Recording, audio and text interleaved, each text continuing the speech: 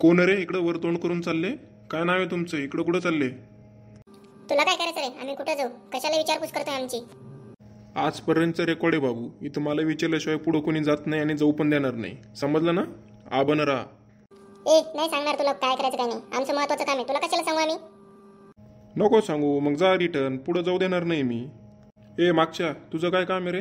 तू सांग काय चाललंय? हा माझा भाचा आहे. आम्ही पोरगी पाहायला चाललो याला. जाऊ द्या आम्हाला.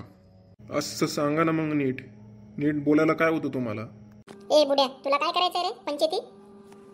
नाही बरोबर आहे. पोरग आहे ना लय अगोचर आहे, म्हणूनच त्याची स्वैरिक जमाना. बरोबर आहे.